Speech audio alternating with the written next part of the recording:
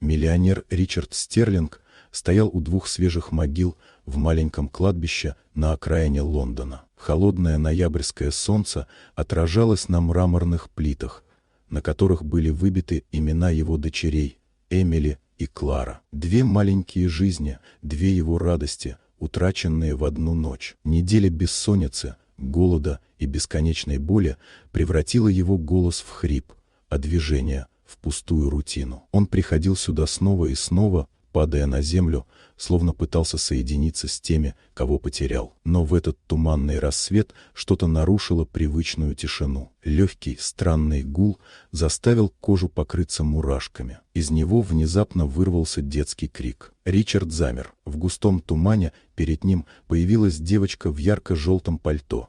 Эмили. Ее глаза были живые, испуганные, но настоящие. Она схватила его за руку, и сердце отозвалось болью и радостью одновременно. Девочка рассказала, что их похитили и инсценировали смерть, чтобы скрыть их от него. Сердце Ричарда сжалось. Одна дочь была с ним, а вторая все еще оставалась в руках похитителей. Он взял Эмили на руки и побежал сквозь туман, слыша шаги преследователей за спиной и холодный голос, пытавшийся убедить его, что обе дочери мертвы. Страх и решимость слились в один импульс.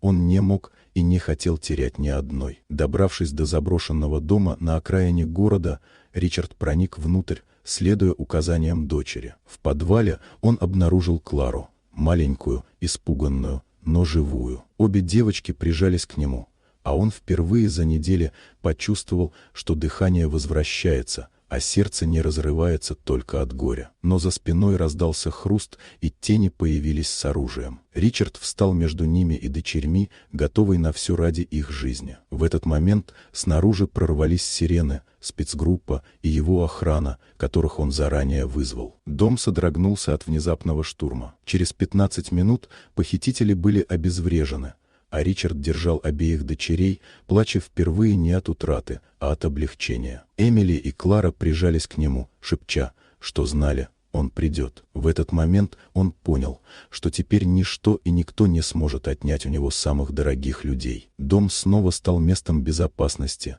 тепла и жизни настоящей семьи.